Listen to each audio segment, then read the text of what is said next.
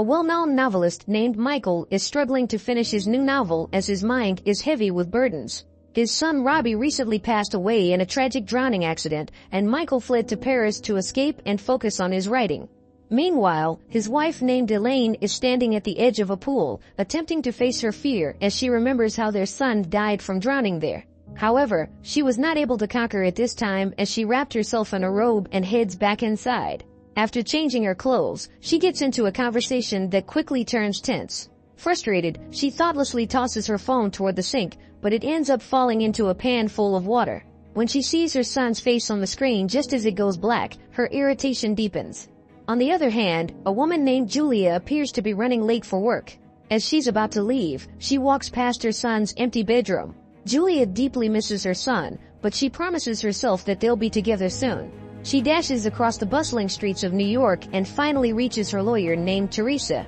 Julia rattles off a series of rushed apologies, but Teresa cuts her off as she is too familiar with Julia's excuses about how she's doing her best to get her chaotic life back on track.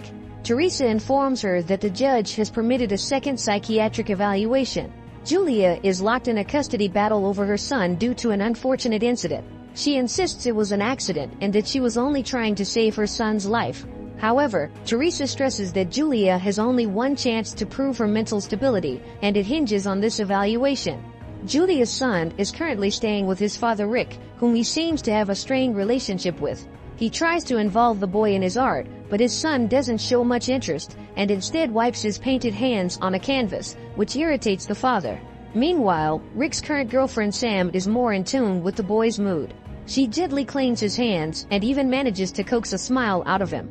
The third key character in this story is Scott, an American businessman involved in some shady dealings in Rome by stealing designs from luxury fashion brands to pass along to his associates. He walks into a bar and orders a drink but receives unfriendly service from the bartender. Soon, a woman enters and Scott can't help but notice her striking appearance. She's carrying several bags, and Scott knows he should keep his distance, but he doesn't see the harm in admiring her from afar. Meanwhile, Michael is still struggling with his writing when he gets a call from the hotel receptionist telling him that a woman named Anna is looking for him. He instructs them to send her up to his room, and a few minutes later, Anna appears. She hands him her short story, asking for his feedback. Though they act indifferent towards each other, there's a noticeable undercurrent of tension between them. They playfully tease each other until Michael swiftly lifts her onto his shoulders and tosses her onto the bed. Without wasting time, they share an intense and passionate moment. Anna is Michael's lover, a driven journalist with aspirations of becoming a writer. She sees her relationship with Michael as a stepping stone towards her ambitions, but she is a bit moody and often throws snide remarks at him. After their intimate encounter, Anna reads through Michael's journal when a message pops up on her phone. It's from a man named Daniel, who says he'll be arriving in Paris and needs to see her. Anna ignores the message and continues reading. When Michael finishes his shower, he surprises Anna with a gift, an elegant red dress. Though Anna is thrilled with the gift, she masks her excitement and offers a simple thank you without much emotion. They head out for a stroll along the streets of Paris, where Anna pushes Michael about when he's going to review her short story. The writer just chuckles and brushes off the question. Anna asks him about the novel he's working on, and Michael says he will soon get feedback from his publisher, but he's unsure if it's any good. Anna reminds him that he's an award-winning writer, so there's no way his writing could be terrible. As they continue their walk, they spend the time lightheartedly bantering like any ordinary couple. When they return to the hotel, Michael is caught off guard when Anna reveals she won't be staying in his suite as she's booked her own room. He doesn't take the news well, and Anna is annoyed, saying that people are already gossiping about them, and she needs to protect her reputation. Michael reluctantly apologizes, but Anna just sighs in frustration. Back in New York, Julia is rushing to work as she's worried about losing yet another job. Upon arriving, the supervisor asks if she's sure that she wants this job, and Julia says that she desperately needs it to pay her bills. The supervisor sympathizes with her and suggests a position at the reception since she's very attractive anyways. However, Julia chooses to work as a hotel maid so she can work unnoticed. Julia used to be an actress, but when she became pregnant, she left the spotlight to focus on her child. Unfortunately, due to the circumstances of her custody battle with Rick, she lost her financial stability. After her shift, Julia spends a few moments gazing up at Rick's apartment, wishing she could see her son. For now, all she can do is watch from a distance and hope for the day she wins him back.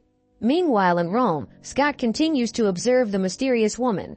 After a few minutes, the woman confronts him, introducing herself as Monica. She demands to know why he keeps staring at her, and Scott smoothly replies that he was just curious about what she was drinking. Monica is skeptical but finds his subtle approach rather charming. Scott then apologizes for staring, and Monica realizes that he seems safer than most men she's encountered. Scott checks his phone to listen to a recording, and though Monica doesn't say anything at first, her curious expression prompts Scott to share that he has a daughter. Monica then reveals that she also has an 8-year-old daughter, whom she will be seeing tomorrow for the first time in 2 years. Their calm moment is interrupted by the piercing ring of a phone, and Monica quickly moves to answer it. She later pulls a bill from an envelope stuffed with cash and scribbles what appears to be a phone number on it. After her call, Monica seems agitated, so she gathers her bags and heads out in a hurry. Scott is puzzled, and moments later, he realizes that Monica left behind one of her bags, the one containing the envelope full of cash. Scott picks up the bag and gives it to the bartender. That night, Scott can't stop thinking about Monica, so he decides to return to the bar. There, he finds Monica already in a heated argument with the bartender, demanding her money back. The bartender points at Scott, saying he's the one who found her bag and therefore has her money. Monica insists the money was with the bartender, but the bartender, feeling insulted, roughly grabs her and pushes her out. Scott later learns that the cash was meant for Monica's daughter. She explains that her daughter is being held hostage, and Monica needs to pay 5,000 euros to get her back. Scott offers to give her money, but Monica assumes he's only doing it so he can sleep with her. The guy corrects her, saying he doesn't see her that way. It's getting late, and with no other options, Monica agrees to go with Scott to his hotel. However, the receptionist takes one look at Monica and claims that there are no more rooms available for her. Feeling humiliated, Monica decides she'd rather sleep at the train station. To her surprise, Scott follows her, bringing all of his luggage with him. Scott reassures Monica that he isn't interested in anything physical and that he's genuinely trying to help her. Meanwhile, back in Paris, Michael attempts to get back to writing, but his thoughts keep drifting to Anna's absence. He tries calling her, but Anna stubbornly ignores his calls. To make matters worse, she receives another text from Daniel, letting her know he's arrived at his hotel. After some contemplation, Anna decides to visit Michael, wearing only a robe with nothing underneath. She playfully teases him until she eventually takes off the robe. Michael takes a moment to appreciate her before grabbing the robe and shutting the door in her face. Anna, delighted that Michael is bold enough to do this to her, dashes back to her room, giggling like a schoolgirl. Michael sits back down, ready to resume his writing, but his mind is now consumed with thoughts of Anna. He decides it's finally time to read her short story and make a review. Back in New York, Julia is cleaning one of the suites when she gets a call from her lawyer Teresa, who sounds annoyed because the psychiatrist who is scheduled to evaluate Julia made a last-minute change to their venue. Julia grabs a piece of paper and quickly jots down the address, but then she ends the call abruptly when the suite's occupant enters the room, startling her and causing her to knock an ashtray off the table. Flustered, Julia cleans up the mess quickly and mutters a quiet apology as she leaves, not realizing she left the paper with the psychiatrist's address behind. Meanwhile in Paris, Michael calls Anna to come to his suite as he is ready to give his feedback on her short story. He begins by telling her that her story is clever and well-crafted, but Anna makes a sarcastic comment in response. He advises her that she could have infused more of her personal touch into the story, but Anna makes another cutting remark about his critique. The tense exchange is abruptly interrupted by a call from Michael's wife. Elaine calls Michael to tell him she's lost her phone, which had many photos of their late son, Robbie. She says that she has a new number, and Michael writes it down on a piece of paper, which looks suspiciously similar to the one Julia had used to write the psychiatrist's address. Elaine expresses how much she misses him, which makes Michael glance at Anna. He heads into the bedroom to continue his conversation with his wife, and it turns out that she is already aware of her husband's lover. Anna discreetly takes the paper with Elaine's new number and slips it into her pocket. Once Michael finishes his conversation, Anna approaches him and makes a harsh remark about his wife, and the frustrated Michael tells her to stop. He reveals that he left his wife weeks ago because he had fallen in love with someone else. Anna finds it ridiculous and says that she'll never return his feelings. After storming out, Anna retrieves the paper with Elaine's number and tries to call it, intending to confront her and spite Michael. However, she ends up dropping the call. Anna is seething with anger, not only because Michael won't even acknowledge her to his wife, but also because she feels jealous of the life he has shared with Elaine. Meanwhile, Michael heads out to meet his publisher named Jake. Jake starts by asking about Elaine and then about Anna, as it turns out that he is aware of Michael's secret affair. Jake then gets straight to the point and tells Michael that they won't be publishing his novel. The publisher says that while his first novel was exceptional, the quality of his subsequent books has declined. Back in Rome, Monica has managed to get a car. Scott hands her the money he promised, but he insists on holding onto it until he sees her give it to the people who are holding her daughter. Monica is furious that Scott won't leave her alone, so she speeds through the streets, nearly hitting the pedestrians, until they later reach a rundown area on the town's outskirts that feels unsafe.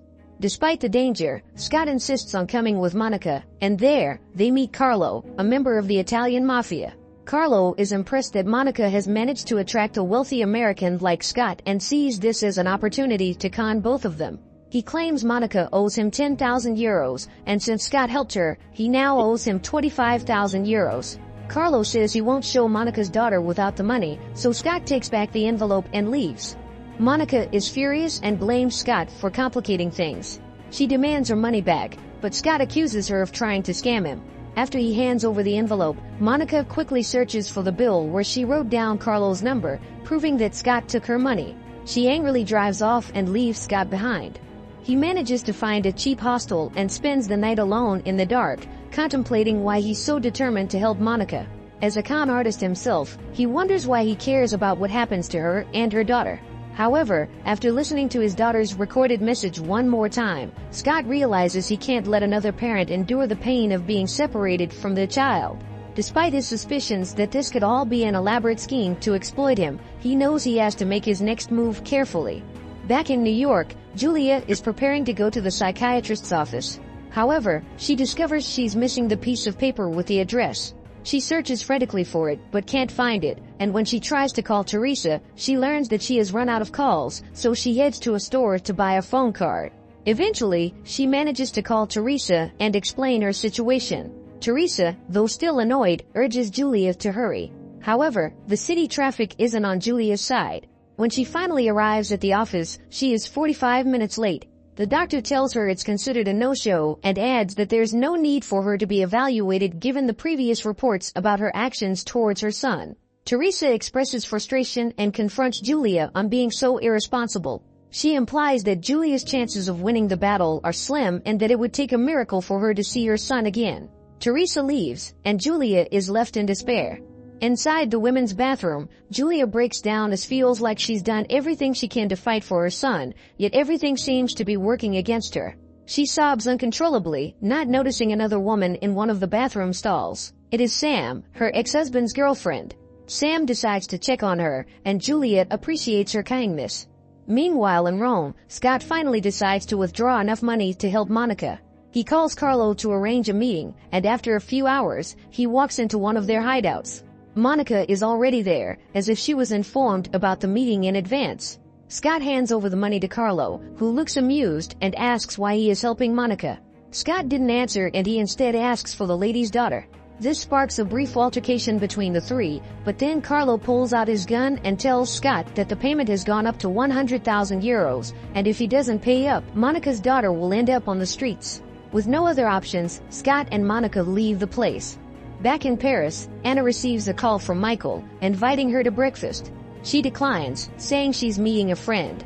Michael panics, fearing this friend might be someone he suspects. He rushes out of his room to catch Anna and pleads with her not to leave, but she responds with harsh words and humiliation, then sarcastically advises him to find someone who can give him the kind of love he desires. Anna arrives at the hotel to meet her friend, who turns out to be Daniel. But Daniel isn't just a friend, he is her father.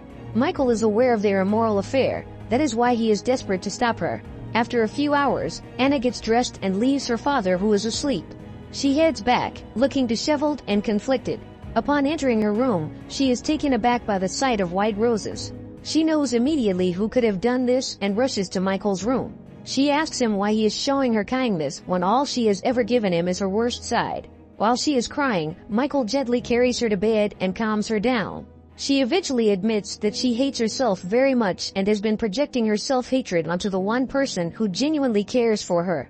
She's never believed she deserved love, but finds it painful to realize that the love she needs is coming from the man she has belittled. Anna later receives a call from Daniel, asking her why she left him. Summoning her courage, Anna tells her father that she's with someone now and cannot return. Daniel tries to persuade her to come back, but Anna ends the call by asking for forgiveness and resolves to do what she believes is right. In Rome, Scott tracks down Monica to a dilapidated trailer. She strikes him with a pan while demanding to know why he's helping her, and Scott admits he's not sure himself. He asks why she left her bag in the bar, suggesting it was a setup to frame him. He reveals that he isn't as wealthy as she believes and makes a living by stealing fashion designs. Monica confesses that although she targeted him due to his appearance, paying Carlo is indeed the only way to retrieve her daughter. With their issues clarified, Scott and Monica focus on resolving the situation with Carlo. Scott invites Monica to his hotel for a more comfortable stay. As they discuss Scott's dubious profession, they can't ignore the attraction that has been building between them until they eventually give in to their desires and spend the night together. The following morning, Scott calls his associate to check his funds, deciding to fully commit to helping Monica. Meanwhile, Julia's emotional state worsens when she encounters dozens of vases filled with white roses in the same suite where she lost the crucial piece of paper. The contrast between the beauty of the flowers and her own turmoil feels painfully ironic. She later decides to visit Rick and their son, despite the court orders against it. Rick reluctantly allows her in, but Julia pleads to see her son and apologizes for cheating with him, which turns out to be the reason for their divorce. However, Rick remains resolute in denying her their child as he is weary of Julia's unwillingness to fully acknowledge her mistakes, particularly her neglect, which led to a tragic incident. Rick proposes a deal that if Julia confesses the truth about the incident, he might consider allowing her to see their son. Julia partially admits her fault at first, but then eventually breaks down and recounts the full story. Her son was pretending to be a ghost using dry cleaning bags, and Julia tried to stop him, but he wouldn't listen, so she shows him what would happen, and it almost suffocated the child. Rick thanks Julia for her honesty, but firmly states that he will never permit her to see their son again. As he escorts her to the door, Julia desperately fights against him. Sam recognizes Julia's desperate situation, so she restrains Rick and encourages the boy to run to his mother. As the boy reaches Julia, the elevator doors close, separating them from Rick. He frantically runs down the stairs, and by the time he reaches the ground floor, he sees Julia fleeing the building, while the boy remains in the elevator, clutching the stuffed toy Julia had given him. Later that night, the boy gives his father a glass of milk, and Rick learns from Sam that Julia had instructed their son to take care of him. Touched by this, Rick decides to honor Julia's request. He calls her to inform her that she can visit their son under supervision. However, the call goes to voicemail as Julia has already decided to leave town. Meanwhile, Scott, having withdrawn a significant amount of money, goes to meet with Carlo, who later arrives riding a yellow bike, the same bike he saw when he first met Monica. Realizing that he's likely being scammed, Scott confronts Monica, telling her that he knows the situation is a con. Despite this, he offers her the bag of money, giving her a choice. She can take the money and leave, or she can take it and go with him. Monica is taken aback by the sincerity in Scott's eyes. However, she still takes the bag and walks away. That night, Scott calls his wife, who turns out to be Julia's lawyer, Teresa. Their conversation is heavy with unresolved pain, and Scott, feeling shattered, asks Teresa how he can possibly forgive himself. Through the call, it is revealed that their daughter died from drowning, a tragedy Scott was partially responsible for. He had left her unattended to take a business call, an act of negligence that Teresa can't forgive him for. The call ends, leaving Scott in a state of profound despair. Acknowledging his role in the tragedy, Scott resolves to start anew, and even if Monica doesn't return to him, he decides to live his life seeking atonement. To his surprise, Monica knocks on his door the next day. She informs him that she has paid Carlo, but asks if he can still take her with him. Scott, having nothing left to lose, agrees, and together with Monica's daughter, they drive away, embarking on a new chapter of their lives. Back in Paris, while Hannah is looking around, Michael receives a call from Elaine, who has just come from a swim in their pool, feeling more at peace after facing her fears. Having read the entire draft of Michael's novel, Elaine confronts him for using their real story, including his affair with Anna and the tragic death of their son. Elaine asks if he has already told his lover that he was writing about her immoral relationship with her father, and Michael says he did not, but she is now reading his journal. Elaine says that he must forgive himself for the death of their son, but then Michael reveals that the call he received was not business. He was on the phone with his lover while his son is drowning. Meanwhile, Anna seems to look horrified while reading Michael's journal, as she finds out that her lover just wrote her immoral secret. Michael ends the call abruptly, and as he chases after Anna through the crowd, she transforms into Monica and Julia, highlighting that she is just a fictional character just like them. It turns out that the three stories are not separate realities but are intricately connected through Michael's writing, and the only realities here are the death of his son and his failed relationship with his wife. Julia's story reflects Michael's feelings of guilt and denial, particularly around his son Robbie's death. Scott's story embodies his infidelity and the crumbling foundation of his relationships, as Scott's con man lifestyle and questionable morals reflect Michael's own dishonesty and lack of commitment. While Anna's story represents Michael's complicated emotions and perhaps his darkest aspects, as Anna's character is entangled in a toxic relationship with her father, paralleling Michael's issues with intimacy and love. The movie then ends back at the